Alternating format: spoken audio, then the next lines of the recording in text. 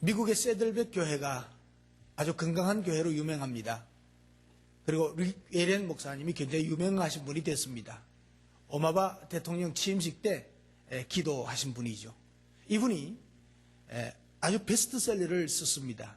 그리고 그 내용은 그렇고 그분이 교회를 분석했습니다. 교회의 특성들을 잘 분석해서 교회의 성격을 여러 가지로 말하고 있습니다. 교회의 특성이 여러 가지가 있는데 그 중에서 전통에 따라 움직이는 교회가 있다고 했습니다. 그러니까 교회의 모든 것이 전통에 따라 움직이는 거예요. 그래서 우리 교회는 언제나 이런 식으로 해왔어. 그러니까 이런 식으로 해야 돼. 그러니까 전부 다 전통적인 것을 중요시해가지고 그렇게 한다는 것입니다. 과거만 들추는 교회고 전통을 제일로 생각하는 교회가 있다는 거죠. 그리고 어떤 교회는요, 인물에 의해서 움직이는 교회도 있다는 것입니다. 지도자가 어떻게 하느냐에 따라서, 목사가 대표면 목사님에 따라서, 장로가 대표이면 장로에 따라서 움직인다는 것이죠. 그 지도자의 그 지도를 따라서 움직이는데 뭐 한마디 할 수도 없고 하지도 않고 그냥 나가는 거죠. 인물에 의해서 움직이는 교회가 있다. 그리고 세 번째는 재정에 의해서 움직이는 교회가 있대요. 그래서 이러한 재정에 의해서 움직이는 교회는 항상 생각하는 것이 예산이 얼마 들까? 돈이 얼마 있지? 뭘 할 수 있을까? 그래, 재정 안에서만 움직이는 교회가 있다는 거예요. 그리고 네 번째는 프로그램에 의해서 움직이는 교회가 있다는 거예요. 이러한 교회는, 프로그램에 의해서 움직이는 교회는 모든 에너지가 교회의 프로그램을 유지하고 지속하는 데 모아진다는 것입니다. 그래서 이런 교회는 계속 새로운 프로그램을 개발해서 그 프로그램을 계속하다 보니까 모두 다가 피곤해진다는 거죠. 뭐 그 외에도 있지만 이렇게 지적하면서 교회는 어느 특정한 하나에 움직이는 것이 아니고 목적에 의해서 움직이는 교회가 돼야 된다. 그래서 목적에 의해서 움직이는 교회라는 아주 그 베스트셀러를 이제 썼습니다. 물론 주체로서의 교회를 이끌어가는 분은 주님이십니다. 성령님이십니다. 교회가 어떠한 사역을 하느냐 하는 것에 있어서는 목적이 이끌어 가야 된다는 것입니다. 저도 이분의 말에 공감을 합니다. 교회가 서 있는 목적이 무엇인지 우리가 분명히 아는 것이 필요합니다. 그래서 다른 방향으로 가지 않고 그 목적을 놓고 그 방향으로 온 성도가 일치해서 나아갈 때 교회가 교회다워질 수가 있다는 것입니다. 그리고 건강한 교회로 성장해 갈 수가 있다는 것입니다. 요즘 사람들은 건강에 대한 관심도가 점점 더 높아지고 있는 것을 볼 수가 있죠. 교회도 이제 건강한 교회라는 말을 씁니다. 건강하게 살기 위해서, 보다 즐겁게 살기 위해서 대단한 관심과 노력을 아끼지 않고 모두 다 투자하지 않습니까? 그런데 사실은요, 육체의 건강도 중요하지만은 마음의 건강이 더 중요하다는 것입니다. 그럼에도 불구하고 마음이 병들어 있는 분들이 많다는 것입니다. 이 마음의 병은 사랑의 결핍에서 생긴다는 거죠. 아무리 어렵게 살아도 사랑을 듬뿍 받고 사는 사람은 마음이 병들지 않는다는 것입니다. 그러니까 음식의 영양실조보다 사랑의 영양실조가 더 위험한 것이라는 거죠. 무서운 범죄는요, 모두가 다 사랑의 영양실조에서 발생을 합니다. 요즘 신문과 텔레비전을 통해서 알려진 모든 살인사건, 큰 사건들의 범죄자들, 사랑의 영양실조에 다 걸려있는 사람들.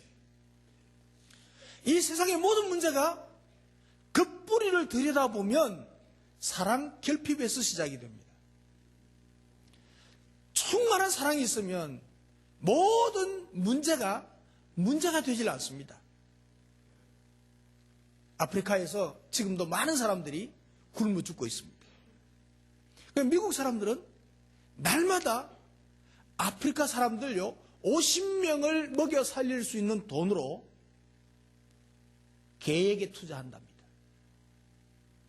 애완견에게 투자한대요. 우리 아이들은요, 몇 번 가지고 놀다가 실정이 나면 버릴 장난감을 많이 삽니다. 몇 푼 안 되는 돈이라고 생각합니다. 그래서 신경 쓰지 않습니다. 그런데 그 장난감 하나 값이면 아프리카 아이들이 여러 날 먹을 식량을 살 수 있다는 거예요. 그렇다고 해서 뭐 애완견을 기르지 말라는 것이 아닙니다. 장난감을 사지 말라는 말도 아닙니다. 적어도 애완견에게 기울이는 그 정성과 사랑을 불쌍한 이웃에게 줄 수 있는 마음을 갖자는 거죠. 사랑의 마음을 갖자는 거죠. 여러분, 이 세상에서 굶주림은요, 양식이 모자라서가 아닙니다. 가진 것을 나누는 사랑이 부족하기 때문에 그렇습니다. 선진국들은요, 먹을 양식을 얼마 쌓아놓고요. 우리나라도요, 몇 년 먹을 양식을 쌓아놓고 있습니다. 이 지구상에 제일 필요한 것이 뭐냐? 사랑입니다. 여러분의 가정에 필요한 것도 큰 아파트를 구입하기 이전에 사랑입니다. 사랑. 아이들을 잘 키워서 명문 대학에 보내는 것보다도 그 이전에 사랑이 먼저라는 거예요. 예수님께서는 이 사실을 잘 알고 계셨습니다. 그러므로 이 세상에서 가장 필요한 것은 사랑이라고 말씀하고 있습니다. 오늘 성경에 보면요, 한 서기관이 예수님께 질문을 했습니다. 성경에 나와 있는 많은 계명들 중에 무슨 계명이 제일 중요합니까? 물었습니다. 그 당시 유대인들은요, 613개의 계명이 있었습니다. 자기들 나름대로는 율법을 다 정리한 것이라고 말하고 있죠. 이렇게 많은 그 계명 중에 제일 중요한 것이 뭡니까? 라고 물었습니다. 예수님께서는 서슴없이 대답했습니다. 네 하나님을 사랑해라. 그리고 내 이웃을 사랑해라. 이것을 말하고 있습니다. 사랑하라는 계명이 제일 중요하다는 것입니다. 예수님은 위대한 선생님입니다. 여러분, 좋은 선생님은요, 어려운 것을 쉽게 설명할 수가 있습니다. 그게 좋은 선생님입니다. 좋은 설교자는요, 어려운 성경을 쉽게 설명해주는 설교자가 좋은 설교자예요. 그래서 저도 좋은 설교자입니다. 실력이 없는 선생님은요, 쉬운 것을 어렵게 가르칩니다. 예. 그러니까 613개나 되는 이 계명을 일일이 기억해서 지킨다는 것은 쉬운 일이 아닙니다. 불가능한 일입니다. 계명 자체를 기억하는 것도 어렵습니다. 여러분, 10계명 다 기억하세요? 10계명도 다 기억 못하는데. 그래서 예수님은 613개의 계명을 지키는 간단한 방법을 오늘 가르쳐주고 있습니다. 하나님을 사랑하고 이웃을 사랑하면 모든 계명을 다 지킨 것이나 다를 것이 없다. 그렇게 말씀하고 있습니다. 예. 그럼 어떻게 사랑할 것인가? 네 마음을 다하고, 네 목숨을 다하고, 내 뜻을 다하고, 내 힘을 다해서 사랑해라. 이 말을 간추리면요, 한마디입니다. 네 모든 것을 바쳐서 사랑해라. 하나님을 사랑하되 반쯤 사랑하라. 되는 대로, 형편 닿는 대로 사랑하는 것이 아니고 하나님을 사랑하는데 모든 것을 다 사용해라. 그리고 네 자신을 사랑하는 것 같이 이웃을 사랑하라고 하시고 있습니다. 그러니까 여러분, 사랑할 대상을 잘 봐야 됩니다. 술을 사랑하고 노름을 사랑하고 쾌락을 사랑하면 많은 에너지를 낭비하게 됩니다. 그리고 정신적인 고통이 따릅니다. 그리고 물질도 다 나갑니다. 이스라엘 백성들이요, 우상을 사랑했다가 얼마나 큰 낭패를 보게 되었습니까? 이게 구약 성경에 전부 다 기록입니다.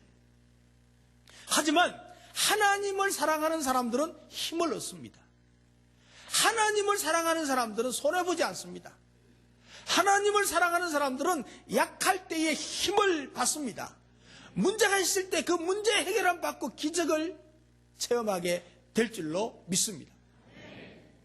모든 일은요, 하나님을 사랑하는데 초점을 맞추는 것이 승리의 비결입니다. 축복의 비결입니다. 행복하게 되는 비결입니다. 여러분, 진실로 사랑하면요, 좀 실수해도 그게 문제가 되질 않습니다. 인생을 살아가면서 얼마나 많은 일들이 생깁니까? 그러나 사랑하면 거의 다 문제가 되지 않습니다. 여러분 자식들을 키우는데 얼마나 문제들을 많이 만들어냅니까? 근데 그게 무슨 문제가 됩니까? 한번 꾸짖고 나면 끝나는 거예요. 인생 대부분의 문제들이 사랑하지 않기 때문에, 사랑이 없기 때문에 발생하는 문제들이라는 사실입니다. 여러분, 주변 사람의 잘못된 습관 때문에 화가 납니까? 나에게 괴로움을 주는 사람 때문에 고통을 당합니까? 그러나 진실로 그 사람을 사랑한다면 문제가 되질 않습니다. 주변 사람의 행동이 자꾸 거슬리고 하는 짓마다 믿게 보입니까? 화가 납니까? 왜 그렇습니까? 그 사람에 대한 사랑이 부족하기 때문이라는 것을 알아야 합니다. 다시 말하면 사랑하지 않으면 결코 자신이 행복해질 수 없다는 것입니다. 내가 속상하고 믿고 죽이고 싶고 그렇게 원수같이 생각되는 내가 어떻게 행복합니까? 그건 불가능한 거예요. 그러니까 행복하게 살 수 있는 비결도 사랑이 있다는 사실입니다. 그래서 오늘 설교 제목이 뭐냐 하면 사랑은 행복입니다. 따라합시다. 사랑은 행복입니다. 옆 사람 보고 한 번 더요. 우리 사랑하고 사십시다. 사랑하면 행복하게지겠대. 그런데 사랑은 행복인데 이 사랑을 어떻게 실천할 수 있는가? 먼저 하나님을 사랑해야 행복하다고 말씀하고 있습니다. 옆 사람 보고 하나님을 사랑하십시다. 이거는 뭐 경상도니까 어쩔 수가 없습니다. 하나님을 사랑해야 행복합니다. 하나님을 사랑할 수 있는 비결은요, 하나님이 나를 얼마나 사랑하시는가를 아는 거예요. 하나님의 사랑의 그 넓이와 높이와 깊이를 알면 하나님을 사랑하지 않을 수가 없어요. 하나님을 사랑하면 내가 행복해진다는 말이에요. 여러분, 아이들이 노는 것을 지켜보고 공원 벤치에 떡 앉아 있습니다. 놀이터에. 그 부모는요, 아이들이 뛰노는 그 자체가 기쁨입니다. 그 공원에서 놀이터에서 막 뛰어놀고 모래로 장난을 하고 나무잎 가지고 놀고 뭐 가지고 놀고 넓은 공원에서 뛰어다니고 행복하게 놀고 있는 아이들의 모습을 보는 것은 부모에게는 설명할 수 없는 기쁨이요 행복입니다. 그렇죠? 이해해야죠 그럴 때는. 그리고 그렇게 아이가 사랑스러울 수가 없습니다. 그러나 그 아이는요, 자기 아빠가, 자기 엄마가, 자기 할머니가 그렇게 저 때문에 얼마나 사랑하고 기뻐하는지를 모릅니다. 전혀 모릅니다. 거의 모릅니다. 여러분, 하나님이 우리를 그분의 자녀라고 하지 않았습니까? 하나님이 우리를 바라볼 때 우리가 우리의 자녀를 바라보고 기뻐하고 행복해 하듯이 하나님이 우리를 보고 그렇게 기뻐하고 행복하고 하나님이 우리를 사랑하시기 때문에 그렇다는 말입니다. 그런데 우리는 생각하기를 우리가 하나님께 특별한 일을 해드리거나 특별한 것을 덜 해야지 하나님이 나를 사랑할 것이라고 생각하고 있습니다. 그렇지 않습니다. 하나님이 우리를 사랑하시는 것은 우리가 하나님의 자녀이기 때문에 하나님이 우리를 그저 사랑하고 기뻐하고 행복하고 좋아하시는 것입니다. 아이들이 사랑스러운 것은 부모에게 무엇을 해줘서가 아닙니다. 저가 뭐 해줬어요? 아무것도 안 해줬죠. 이유는 한 가지입니다. 내 자녀이기 때문에 사랑하는 겁니다. 하나님은 나를 사랑하십니다. 하나님은 여러분 한 사람 한 사람을 사랑하십니다. 그리고 나 때문에 하나님이 기뻐하시고 계시는 것입니다. 스바냐 3장 17절에요. 너희 하나님 여호와가 너희 가운데 계시니 그는 구원을 베푸실 전능자이시라. 그가 너로 인하여 기쁨을 이기지 못하고 나 때문에 여러분 때문에 기쁨을 이기지 못한대요. 너를 잠잠히 사랑한다. 너로 인하여 즐거이 부르면서 기뻐한다고 그랬어요. 이 찬양이 너무 좋은데 한번 해봅시다. 너의 하나님 여호와가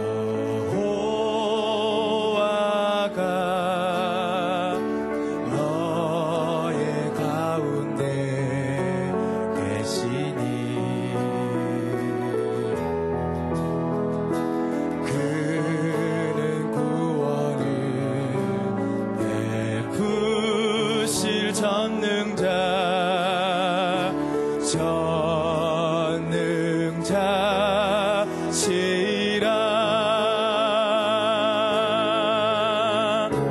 그가 너로 인하여 기쁨을 얘기지 못하시며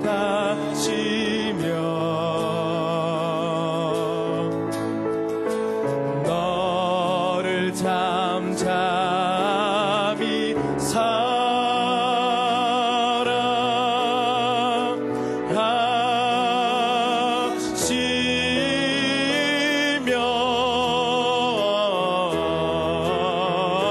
즐거이 부르며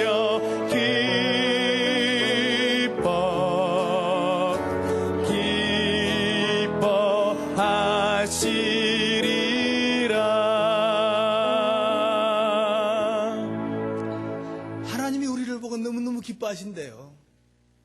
하나님이 나를 사랑하신 것은 내가 하나님께 예쁜 짓 해서 성품이 좋아서 사랑하는 것이 아니고 하나님의 자녀라고 하는 한 가지 조건 때문에 사랑하신다는 것이요. 하나님이 너무 기뻐하신대요. 하나님이 너무 즐거워하신대요. 여러분, 하나님은요, 사랑을 하시되 시끄럽게 요란하게 사랑하시는 것이 아닙니다. 어떤 사람은요, 시끄럽게 요란하게 사랑하는 사람이 있어요. 조용히 잠잠하게 사랑하는 사람도 있습니다. 평상시 모든 일이 잘 될 때는요, 시끄럽게 요란하게 자기가 다 사랑하는 것처럼 보여져요. 그 사랑이 굉장히 돋보입니다. 그러나 정말 어려워서 꼭 사랑이 필요할 때면 요란하게 사랑한 사람은 다 엉뚱소리하고 모두 떠납니다. 평상시에는 좀 쌀쌀맞은 것 같기도 하고 나를 사랑한다고 느끼지 못할 때, 꼭 사랑이 필요할 때가 되면 잠잠히 그 사랑하는 사랑이 빛나게 되는 것을 볼 수가 있습니다. 이와 같이 하나님의 사랑은 요란하지 않습니다. 시끄럽지 않습니다. 어떤 때는 하나님이 나를 사랑하지 않는 것처럼 느껴지기도 합니다. 심지어는 하나님이 나를 버리신 것이 아닌가 싶을 때도 있습니다. 그러나 잠잠히 조용히 요란하지 않게 하나님은 그의 자녀들을 사랑하시는 것을 믿습니다. 하나님은 저와 여러분들을 사랑하시는 것을 믿으시기 바랍니다. 하나님이 세상을 이처럼 사랑하사 독생자를 주셨으니 이는 저를 믿는 자마다 멸망치 않고 영생을 얻게 하려 하심이니라. 하나님은 우리를 사랑하셔서 독생자 예수 그리스도를 보내주시고 그가 십자가에 달려 죽으시기까지 내어주셨습니다. 저와 여러분 한 분 한 분은 정말 존귀한 분들입니다. 왜냐하면 하나님이 사랑하시는 사람들이기 때문에 귀한 자들입니다. 자신이 얼마나 귀하고 아름다운 존재인지를 알아야 합니다. 여러분이 귀한 것은 좋은 직장이기 때문에, 좋은 명예 때문이 아니고 하나님이 사랑하시고 여러분을 위해서 그의 아들을 주셨기 때문에 여러분은 사랑받을 사람이고 귀한 사람이고 존귀한 사람인 줄로 믿으시기 바랍니다. 모든 사람들이 자신의 부족함을 느끼면서 살아갑니다. 심한 경우에는요, 자신은 쓸모없는 인간이라고 생각하기까지도 합니다. 그러나 여러분의 부족한 것 때문에 우리 주님께서는 십자가에서 죽으셨습니다. 우리의 부족을 다 채우고 우리의 죄를 다 채워주셨습니다. 나를 사랑한 하나님의 사랑이 얼마나 큰가를 알면 하나님을 사랑할 수밖에 없습니다. 그러면 우리가 하나님을 사랑한다는 표현을 어떻게 할까? 사랑하면 반드시 표현하게 되어 있습니다. 하나님을 사랑한다는 표현은 하나님의 계명을 지키는 것이다, 이렇게 말씀하고 있습니다. 하나님을 사랑하는데 그러면 하나님을 어떻게 사랑할 것인가? 하나님의 계명을 지키는 것이다 그랬습니다. 나는 하나님을 사랑한다고 말하고 하나님의 계명을 전혀 지키지 않으면 하나님을 사랑하지 않는 것입니다. 그래서 예수님께서는 이렇게 말씀하시죠. 나의 계명을 가지고 지키는 자라야 나를 사랑하는 자니. 나를 사랑하는 자는 내 아버지께 사랑을 받을 것이요 나도 그를 사랑하여 그에게 나를 나타내리라. 하나님을 사랑하는 사람은 하나님의 계명을 지킬 것이다. 하나님의 계명을 지키고 하나님을 사랑하는 사람은 내가 그와 함께해서 나타내 주겠대요. 하나님이 사랑하시는 것을 보여주고 함께 해주시겠대요. 기적을 보여주시겠대요. 사도 요한도 이렇게 말했어요. 하나님을 사랑하는 것은 이것이니 우리가 그의 계명을 지키는 것이니. 계명을 지키는 것, 그것이 하나님을 사랑하는 표현이라는 것입니다. 사랑하되 내 모든 것을 다 바쳐서 사랑하는 것입니다. 이게 보이지 않는 하나님을 어떻게 사랑할까? 하나님을 사랑하는 궁극적으로 나타나는 표현, 모습이 어떻게 나타나는 거 하니까 주일 예배입니다. 여러분, 주일 하루를 하나님께 드리면서 이렇게 나와서 예배 드리는 이 모습 하나님이 기뻐하시고 하나님을 사랑한다는 증거예요. 바쁜 일 있다고 뭐 갚으리고 뭐 돈 벌겠다고 갚고 뭐 다 갚으면 하나님 사랑하는 게 아니에요. 그리고 여러분 우리 교회에서 목장 모임에 참여하는 것 하나님을 사랑하는 증거입니다. 하나님을 사랑하는 사람은 아무리 바빠도 무슨 일이 있어도 제끼고 그것부터 먼저 합니다. 하나님께 먼저 나옵니다. 제가 계속해서 강조하는데요. 주일 예배 모임과 목장 모임은 일치입니다. 우리 교회는 목장 모임에 안 나오면 하나님 사랑하는 거 아닙니다. 그리고 주일 예배 안 나오면 하나님 사랑하는 거 아닙니다. 하나님 사랑하는 것은 다른 걸 희생하고 포기하고 하나님께 집중하는 것입니다. 이것은 하나님의 계명을 지키는 표대가 되는 것입니다. 그래서 우리가 하나님을 사랑하되 마음과 몸과 모든 것을 목숨을 다해서 사랑하라는 것은 무슨 말인가 하니까 여러분 마라톤 하는 사람과 자동차 경주하는 사람들은요 그 경주를 통해서 경주를 하는 동안 아무것도 보지 않습니다. 앞만 탁 봅니다. 죽을 힘을 다해서 뜁니다. 앞만 보고. 죽음을 무릅쓰고 자동차에 속력을 냅니다. 앞만 보고. 그래서 마음을 다하고 뜻을 다하고 목숨을 다하고 힘을 다해서 하나님을 사랑하라고 하는 뜻은 바로 신앙의 경주자가 되라는 것입니다. 신앙의 경주자로서 달리는데 이것 보고 저것 보고 이렇게 달려가면 하나님을 온전히 사랑할 수가 없고 계명을 지킬 수도 없다는 거예요. 그래서 여러분 신앙의 경주자가 되어서 하나님만 향해서 달려가는 여러분 되시기를 주님의 이름으로 축복합니다. 그리고 사랑은 행복인데 어떻게 해야 되느냐? 이웃을 사랑해야 행복합니다. 옆 사람 보고 이웃을 사랑해야 행복합니다. 한 번 더요. 이웃을 사랑하고 삽시다. 예수님은 하나님의 사랑과 함께 이웃 사랑에 대해서 말씀하시고 계십니다. 여러분 이것은 무슨 말인가 하니까 하나님과 사람들을 구별하지 않고 있다는 거예요. 하나로 생각하고 있다는 거예요. 다시 말하면 하나님을 사랑하듯이 이웃을 사랑해야 되는데 하나님이 하나님이고 이웃이 하나님이라 이 말입니다. 그러니까 누구든지 하나님을 사랑하노라 하고 그 형제를 미워하면 이는 거짓말하는 자다 그랬습니다. 보는 바 형제를 사랑하지 아니하는 자가 보지 못하는 보이지 않는 바 하나님을 사랑할 수가 없느니라. 보이는 이웃을 사랑하지 않으면서 보이지 않는 하나님을 사랑한다는 것은 그건 말이 안 된다 이 말이에요. 우리가 하나님을 사랑한다면 그 사랑이 사람에게로 흘러가야 합니다. 가장 가까운 이웃, 곧 내 남편과 내 아내, 내 자녀, 부모, 형제와 친지, 친구들, 이웃집, 직장 동료, 심지어는 원수까지도 사랑할 수 있어야 그게 진정한 사랑입니다. 이웃을 사랑하려면 먼저 나 자신을 사랑해야 돼요. 그래서 내 이웃을 내 몸과 같이 사랑해라고 그랬잖아요. 내 몸을 사랑하듯이 이웃을 사랑해라고 그래요. 자기 몸을 사랑할 수 없는 사람은 이웃을 사랑할 수가 없습니다. 사랑을 많이 받아본 적이 없는 사람은 자신을 사랑할 수가 없어요. 그래서 어릴 때 사랑을 많이 받아보지 못해도 하나님을 알고 하나님의 사랑을 많이 받고 느끼는 사람은 사랑을 다 줄 수가 있고, 받지 못했던 그 사랑도 다 사랑으로 듬뿍 받게 되어 있습니다. 사랑의 시작은 자신을 사랑하는 데서부터 시작된다는 사실입니다. 그래서 남을 사랑할 수 있는 사랑의 수준은 자신을 사랑하는 사랑의 수준입니다. 내가 나를 얼마나 사랑하는가, 내가 나를 요만큼 사랑하면 남에게 요만큼 사랑해 줄 수 있습니다. 내가 나를 이만큼 사랑하면 나도 남에게 이만큼 사랑을 베풀 수가 있습니다.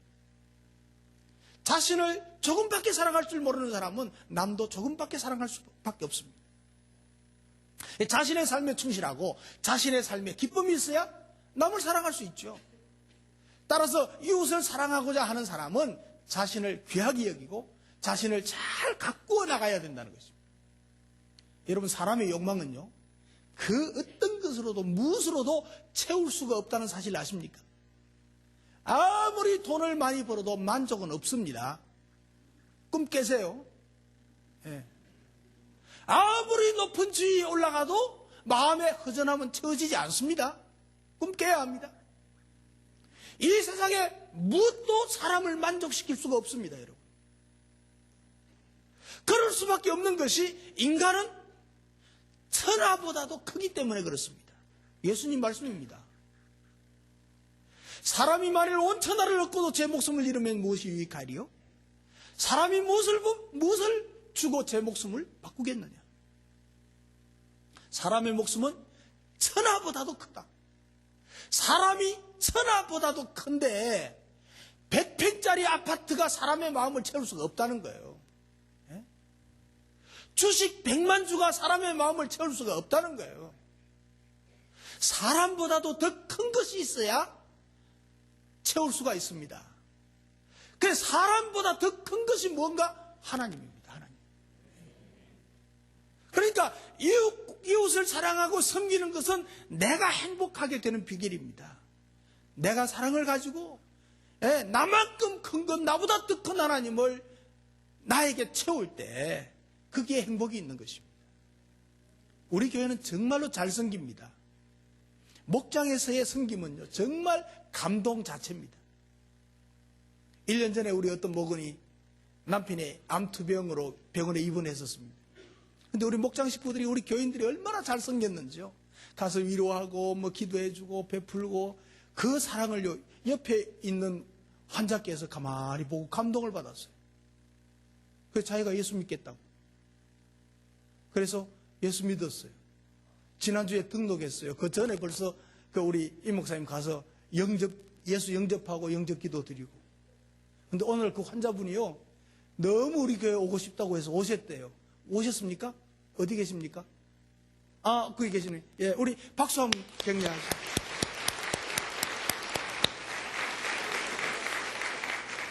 우리 사랑의 섬김의 결과입니다. 열매입니다. 예. 이 감동을 줘야 되는 감동을. 그래서 얼마나 순수한지요. 정말 순수하고 귀하게 보입니다. 감사합니다. 잘 오셨습니다. 그래서 우리가 목장 안에서 목원들 잘 섬깁니다. 서로의 섬김도 감동입니다. 정말 눈물 겪기도 합니다.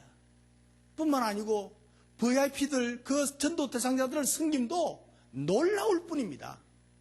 요즘 우리 보고를 보니까요, 얼마나 VIP에 대한 열정이 대단한지요. 제가 좀 챙기니까 그런 것 같아요. 아무튼 좋습니다. 그러니까 VIP들, 안 믿는 불신자들, 이웃들이 말이죠, 애를 먹여도 속상하게 해도 어떤 요구를 해도 인내하면서 계속 살아갑니다. 어떤 분들은 막 속상해하는 분도 계세요. 좀 느긋하게 기다리고 인내하세요. 내가 그러고 답글을 적어 놓습니다. 여러분, 인내하며 계속해서 살아갑니다. 정말 대단합니다. 정말 저는 자랑스럽습니다. 사랑하는 성도 여러분, 여러분들이 목원들을 섬기고 그 VIP들을 사랑하듯이 이 조목사도 좀 사랑해 주시기를 부탁드립니다. 사랑하는 마음으로 좀 봐주시고 격려해 주시고 축복해 주시기를 바랍니다. 우리 부목사님들과 목회 사역자들, 직원 여러분들에게도 정말 사랑해 주시기 바랍니다. 원수도 사랑해야 되는데, 여러분들을 위해서 밤낮 기도하고 사랑해주고 그러는데 미워할 게 뭐 있습니까? 딴지 걸 필요도 없잖아요, 사실. 여러분의 아내와 남편, 자녀들, 집안 식구들을 사랑하고 이해하고 용서하고 섬기며 그러면서 이웃과 원수를 사랑하는 그게 돼야 되죠. 자신들의 가족도 남편도 아내도 사랑 못하면서 이웃을 사랑한다는 건 안 돼요. 허식이에요. 허식. 먼저 나를 사랑하고 그리고 가족을 사랑하고 그리고 교회 안에서 그리고 교회 밖에서 이웃을 사랑하고 섬김을 통해서 행복을 만들어 누리는 여러분 되시기를 주님의 이름으로 축복합니다. 하나님을 사랑하고 이웃을 사랑하면서 진정한 행복자가 되시기를 바랍니다. 하나님을 사랑하십시오. 그래서 그 크신 하나님으로부터 여러분의 인생을, 여러분의 영혼을 채우시기 바랍니다. 여러분의 인생에 만족과 기쁨이 있게 될 것입니다. 무슨 일을 하든지 어떤 위치에 있든지 그것이 중요하지가 않습니다. 지금 있는 그 자리에서 어떻게 하면 하나님을 사랑하며 이웃을 사랑할 수 있을 것인가 그것을 생각하고 실천하시기를 바랍니다. 이 일은 세상에서 가장 위대한 일입니다. 가장 큰 계명은 하나님과 이웃을 사랑하는 것입니다. 사랑은 행복의 열쇠입니다. 사랑은 성공의 열쇠입니다. 사랑은 기쁨의 열쇠입니다. 사랑은 행복입니다. 기도하겠습니다.